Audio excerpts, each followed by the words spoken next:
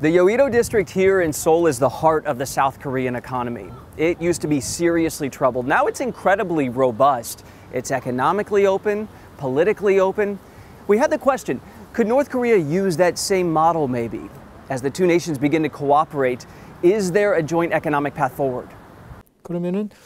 In the future, the two Koreas are not going to be unified as one country. The border would still be there, but the railroads, roads, and electricity connections, that will be a win-win strategy for both.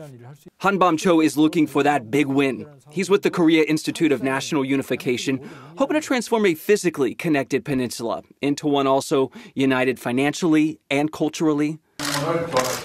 Where to begin is a messy question. There's no uniform answer because when you talk to experts, past attempts have disintegrated in a snap. Like the factories in the Kaesong industrial complex, where North and South Koreans once worked side by side. South Korean businesses were investing big time, hiring North Korean workers at less than $200 a month. Huge money saver.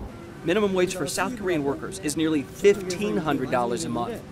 It was going well until the South suddenly pulled out in 2016 as Kim was ramping up his nuclear program. If you look at Kaesong Industrial Complex, when that closed down, the people who owned the factories were against it closing. The governments were against it too. Because the wage level of workers was 1/3 of those of Chinese workers. The Kaesong Industrial Complex is the model for future North-South win-win. Again, back to winning. South Korea is trying to win access and a direct land route through North Korea to the rest of Asia and Europe. Kim, on his part, first and foremost, is hoping to develop the North Korean economy and stay in power. This might require both nations to take a step of faith. Again, knowing that the diplomatic ice below their feet could crack at any minute. If Kim Jong-un breaks a promise again, where everyone thinks now it's different, then he crosses a river that he can't come back. After this is on track, there's a very low chance that Kim Jong-un would ruin those relationships. If he does, then all those basic economic plans that North Korea has would all break apart. North Korea has come too far in a dangerous situation to do what it's done in the past. Here's where expert opinions diverge. Does Kim Jong-un need outside investors? That's the question. Cho says yes, that the North Korean economy is in danger of collapsing now. But I asked Balbina Huang, she's a visiting professor at Georgetown, if Kim could perhaps go it alone and still survive economically.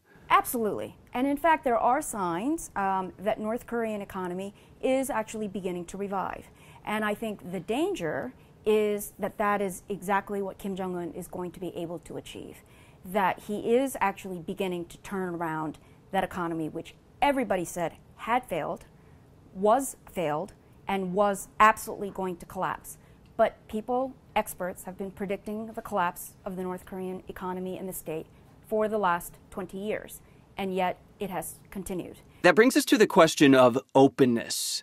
North and South Korea just could not be more different.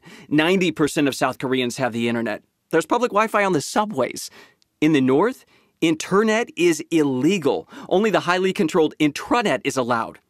Now imagine the prospect of businesses opening with outside investors flowing in, welcoming external corporate and political influences. So Kim now finds himself looking at a variety of economic models and deciding which one serves his interest. And everybody says, oh, including China, why don't you follow our model? And I think North Korea, for the last 5 years, has essentially said to China, no, we are not interested in your model because your model has actually given Chinese citizens way too much freedom. And that is exactly what North Korea does not want. In 5 years, could we see some North Korean businesses opening up in South Korea and some South Korean businesses opening up in North Korea? There won't be full-scale movement of labor, but in a limited sense, it's possible.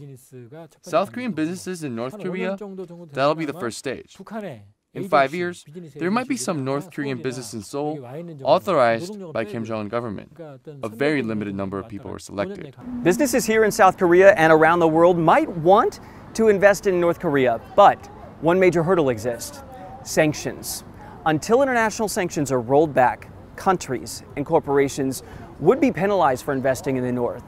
So as you start to hear the word normalization out there during negotiations, think of that as a shingle being hung on Pyongyang's front door saying, open for business.